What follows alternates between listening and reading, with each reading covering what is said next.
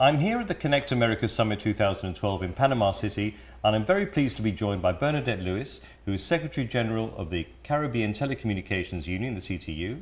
Bernadette, thank you very much for being with us today. Thank you. It's good to be here. And I'm also joined by Minister Carolyn Seepersad Bachan, who is Minister of Public Administration for Trinidad and Tobago. Carolyn, thank you very much for being with us today as well. It's indeed a pleasure being here. I'd like to start off by asking you, Bernadette, about the Caribbean Telecommunications Union, the CTU, and what it's all about and what it does. Right. The Caribbean Telecommunications Union was established in 1989 by the heads of government of the Caribbean Community, or CARICOM.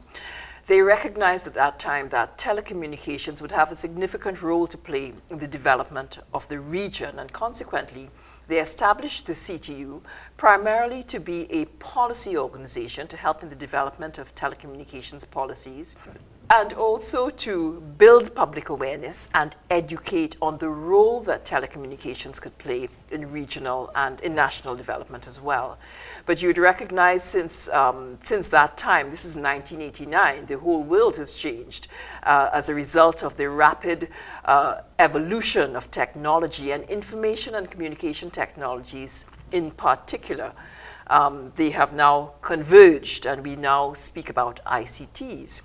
And in 2004, the CTU changed its mandate to embrace information and communication technology. So whereas we still maintain the name Caribbean Telecommunications Union, we are in fact an ICT organization dedicated to helping our member countries leverage the potential of ICTs for national social and economic development.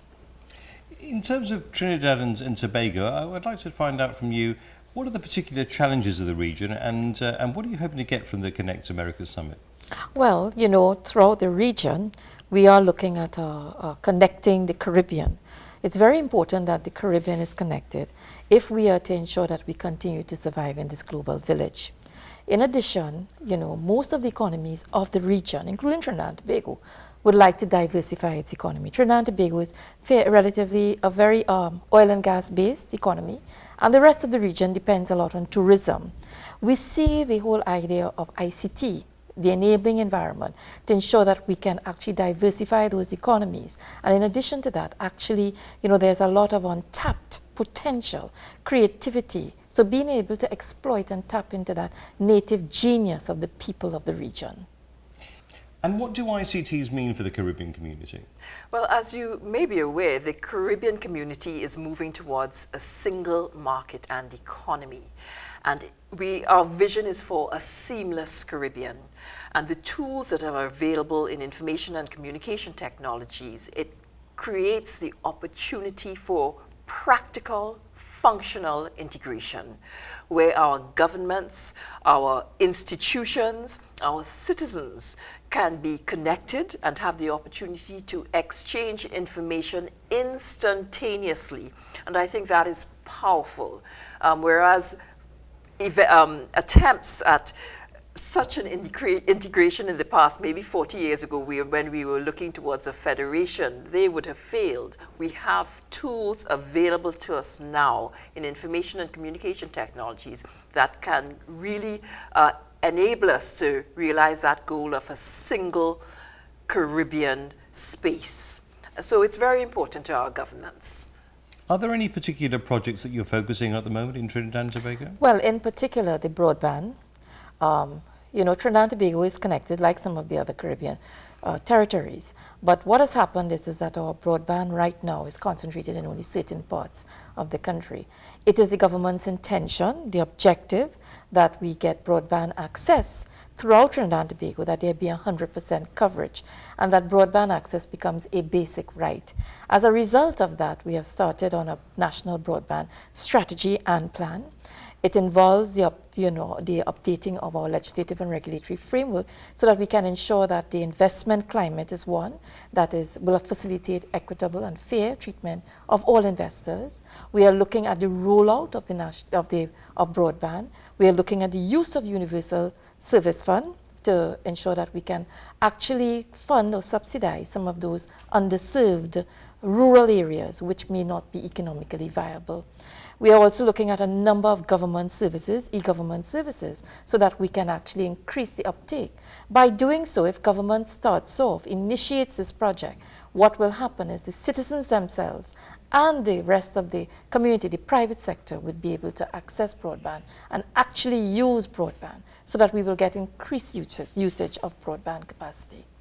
One of ITU's major campaigns is for girls, involving girls in ICTs. I wondered what your take on it is within the region.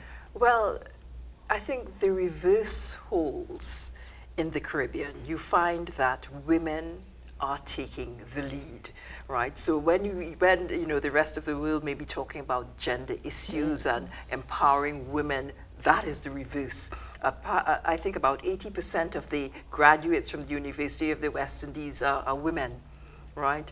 So, but we're always there to encourage all of us. But I think more so, I think we need to reach out to the boys in the Caribbean, because they're the ones that I believe are at risk. I don't know if this is the experience, certainly, of the minister in Trinidad, but the girls are really blazing a trail in the region. And in terms of the future of communications within the region, are you optimistic for the future? Do you think it's a rosy picture for communications in Trinidad? Yes, I think it is. Through the CTU, we have had several meetings. And in fact, you know, we have put out a brochure for this particular conference, which identifies all of the various projects. We have projects in broadband for the region, not only Trinidad and Tobago. We have projects for emergency communication, building human capacity in the field of ICT, making sure that ICT becomes that enabling environment. So yes, it is quite a bright future, I think, for the region. You know, we are getting a number of interests expressed for the region, and we want to be able to exploit a lot of the synergies and symbiotic relationships between the various projects within the region so that we can actually enhance the return on investment. Bernadette, the final word from you in terms of the Connect America Summit. What do you hope to see come from this summit? What would you like to see the messages and the actions coming from this? Well, we'd certainly like to see marriages of projects and investors. And I'd like to say that in the Caribbean, we have stable democracies, we have very high levels of literacy, and we have governments who are committed to ICT-enabled development. So I think just that, and of course regulatory, we have the open, transparent regulatory institutions and so on. So it is an ideal place for investment. But at the end of the day, I'd like to say it's all about partnership. We cannot exist on our own, and it's no longer a question of governments doing things on their own. I think the world has changed such that, and we recognize the importance of public-private partnerships. And I think this is one thing, I think the summit creates a wonderful opportunity for getting these sort of public-private partnerships going. Bernadette Lewis, Carolyn Seepersad, Bachan, thank you very much indeed for being with us today. Thank you. You're welcome. It's been a joy.